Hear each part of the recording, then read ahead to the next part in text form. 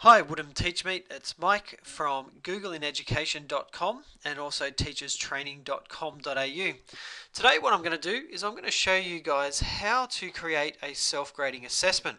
Now Google have a whole range of tools that they've created, which is kind of like Microsoft Office. So we have the equivalent of Microsoft Word, Excel, PowerPoint, and they're all free to schools to use. Now what you need to do is you need to go and get yourself a free Google account to access these tools. And once you've done that and you've signed in, then you'll notice that you have all these options across the top just here. The one that you want to click on to get all your extra programs is Drive, or it might say Documents for you.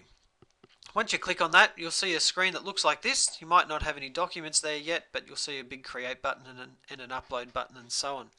Now, once you're at this point, what we need to do is we need to click on the big Create button, and we're going to click on Form.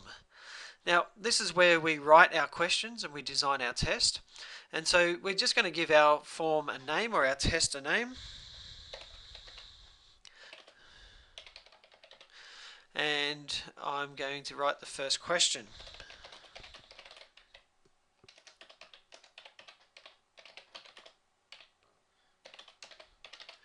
Okay, so I'm just going to say, what's the capital of New South Wales, which is one of the states here in Australia. I'm going to make this a multiple choice question, and I'm going to put in a couple of answers.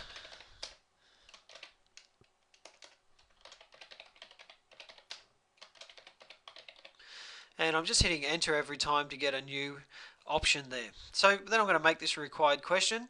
That means if the student doesn't answer the question, they won't be able to submit the test to me. And I'm going to click on Done.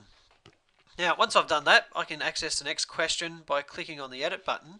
But because I've got some questions here that I can just quickly change, I'm just going to change here, the New South Wales, to South Australia, and I'm going to click Done, and I'm just going to duplicate that one more time. What else have I got? Brisbane. So let's just change that to Queensland, and click Done again. So you can just keep multiplying, duplicating your questions down, and you can see how you can do that really easily.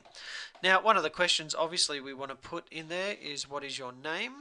So I'm just going to do that. Now that's obviously going to be a text answer, and once again make that required question and click Done. Now you'll notice that I've run out of questions here, and you'll also notice that the name is in the wrong spot. So just by clicking and dragging, I can drop that up the top, and I'm just going to click Add an Item. Now this is going to be a text question again, because I'm going to ask them what their email address is and make that required and so on. Now here's the thing with these. We're not using these tests as a way to be lazy. What we're trying to do is we're trying to create an opportunity for us to give immediate feedback in the classroom, which is one of the fundamental building blocks of student engagement and motivation. Now, this test here is looking a little bit plain, so if I wanted to, I could click on the theme just here, and you'll notice that it will give us 97 different templates that we can apply. I'm just going to pick one at random. Here's some books. And so it will show me what it will look like, and then I'm just going to click Apply. So once we've written our test, and you can just keep adding items by clicking here, and there's a few other things that you can do, but I don't really have time to show you. Once we've done all that, what I'm going to do is we're just going to click on More Actions over here, and I can embed, so I can get the embed code, and I can put that into a class blog or into a class website, or what I could also do is just email the test out. Now, as a school, what you can do is the whole school can go Google. It's a completely free option for you, and it's a lot more, I guess it's a lot safer, and you get to put a lot more rules and regulations around what the students can and can't do with their Google accounts. But if you emailed this to a student who had a Google account at the school, they'd be able to answer the test right inside their email and wouldn't need to go to another site, so you wouldn't actually need to embed the questionnaire or the test into a website at all. Now, once we go back to our dashboard, you'll see that everything automatically updates. You would have noticed there's no save button. That's because Google saves everything. So basically what we do is we click on the test that we've created, and you'll see that it opens up a spreadsheet. Now, it always does that because we want all our information automatically put into a spreadsheet. Once we've done that, we can click on Form and we can edit the form and go back and change it if we wanted to, or we could go to the live form and we could fill out some of the answers.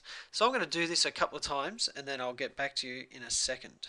So you'll see here where I've just put in a few answers and it's got my name there, and I've just randomly typed in an email and the answers that I've got.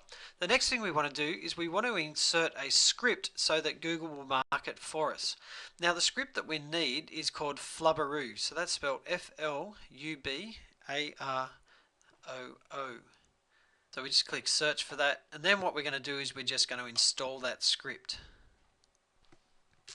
Alright, so notice that once we have installed it, we'll get the opportunity to authorize it. That's just saying that they're going to be able to add things to our account. So once we've done that, you'll now notice that Flubberoo is now sitting up here, and to mark the test, all we do is click on Flubberoo and then grade assignment. Okay, so you'll notice that there is a few options for us. The first one is name, and that tells us that we identify student. Then we've got some options here where we can grade the type of answers we want based on how many points, or we could actually skip that question. Just for ease sake, I'm going to keep all of those at 1 point each question. Alright, so the next step is, it says to us what is the correct answer. So which is the one that Google's going to mark it against. So I've just clicked to the first one, which I know is correct, and click continue. And now you'll see that Flubberoo is off creating the assignment for us. A couple of things that I want you to notice that when you have this, we've got a possible number of points up here at 3. We got an average of 1 out of 3. You can see here that we have each of the different individual answers, and if we can here it's got all the questions, but you'll see the two answers here, 2 questions are in orange, but this one's not. If you have a question that's in orange, what that tells you is that more than 60% of the class got it wrong. So when we do this as immediate feedback, we can immediately know what concepts the students are struggling with. Now, one thing that I need to mention about this is that because Google marks it against your answers, if you do text-based answers, if they spell it wrong, they'll get it wrong. So it's better to keep this to just multiple choice, or if you want to use a combination of multiple choice and text-based answers, then what you need to do is just skip the grading of the text-based ones and then you mark it your own. So hopefully that's been a great resource to you. Moved very quickly. I normally take about 45 minutes to explain that. But if you'd like any more information about how to do these things, by all means jump over to googleineducation.com and you can access some more information about how you can use Google to motivate, manage and engage your students.